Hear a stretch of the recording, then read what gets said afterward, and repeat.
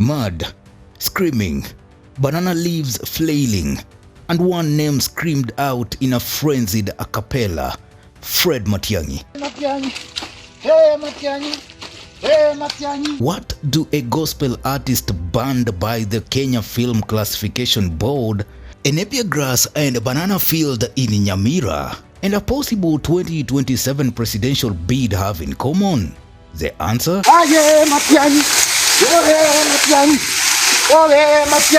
Chris Embarambamba. It's wild, it's political, it's absurd. But don't blink, because the madness might just be making sense. Are you ready to walk with me?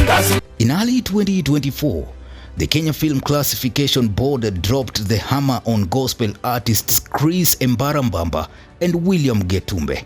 Their songs, Niko, Uchi and Yesu Ninyandue, were flagged as morally unfit, legally offensive and publicly dangerous. Acting KFCB CEO Nelly Muluka declared them a threat to the safety of children and the moral fiber of the nation. The ruling sparked temporary outrage, but that fizzled fast. Kenyans moved on, but Embarambamba didn't. With cameras rolling and the internet ready to receive, Embarambamba made a thunderous return, not with a song, but with a mud-drenched political monologue in the form of interpretive chaos. He squatted, danced, smeared himself in mud, and rolled through banana fields in Nyamira, all while invoking the name of former CS Fred Matiang'i. In a haunting, almost desperate chant, he pleaded for Matiang'i and Simba Arati to quote and unquote join the government of Ruto and beg for development until 2027. Panga kwa wakati huu enda kwa serikali omba Ole Matiang'i, ole Matiang'i, ole Matiang'i, ole Matiang'i. Enda kwa serikali mkiwa na Simba Arati muombe maendeleo, nguvu uko nayo 2027 Matiang'i itajipanga. Ole Matiang'i, ole Matiang'i. Nimekalia siagu simekai kai. Ole mwe Simba Arati sikana mikono mkiwa na Matiang'i muombe maendeleo kwa serikali yetu.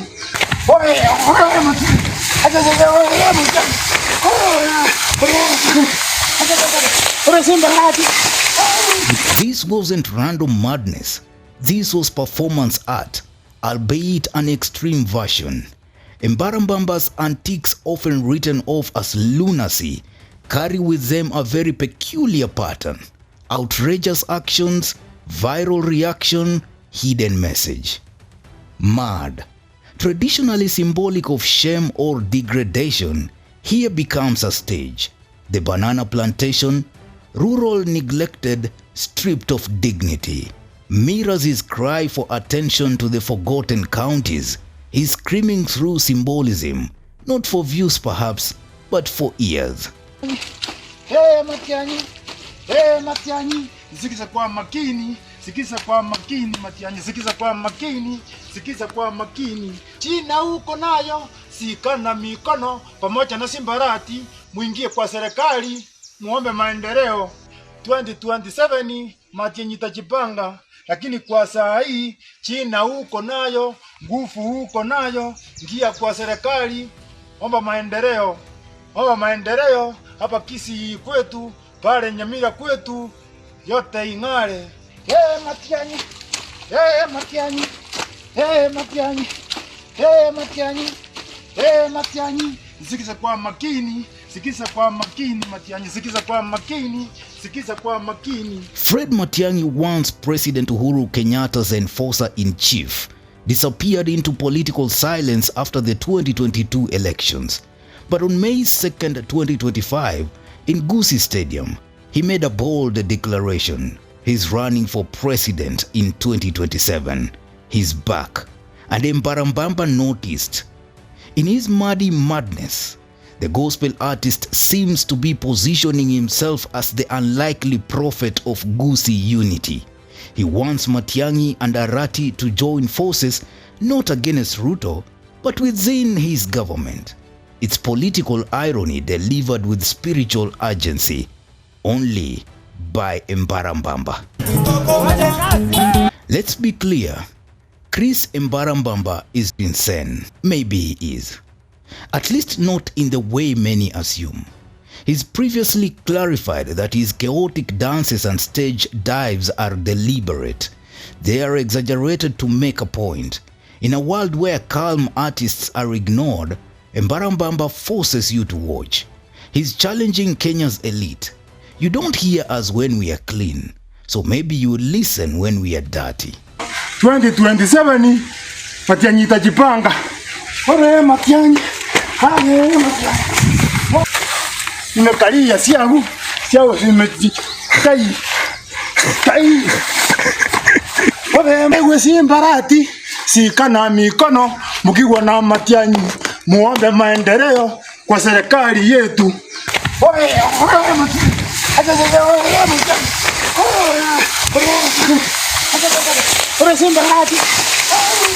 The 33-year-old Embarambamba is Nyamira County music expert, showing no signs of stopping, not even in spite of his age.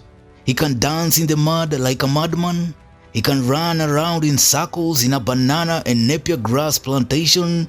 He can climb tents, and even domestic animals have not been spared. His madness. Meanwhile, hate him or loathe him, Chris Embarambamba, all indicators point to a man who perhaps is here to stay. He will not only get crazier before he gets even much crazier. While rolling on it, charging like a rabid bull, Embarambamba wriggles and wiggles. Looks like he's possessed with demons, being exorcised by his fatey antics, and he's crying out the name of former Interior CS Fred Matiang'i. Many Kenyans believe Embarambamba is mad. As Matiang'i gears up for a presidential run and Ruto tightens his grip, Kenya's political theater is expanding, but the loudest voice in the room right now may not be a politician. Somehow, from the banana plantation, it's a mud-covered gospel artist screaming in a banana field. What is he even saying? Many Kenyans ask. In the end, Kenya's madness has method, and Embarambamba is the messenger with mud on his hands. What do you think of this madness? Drop your comments. Newsroom, Maisha TV, Bushabi Jr.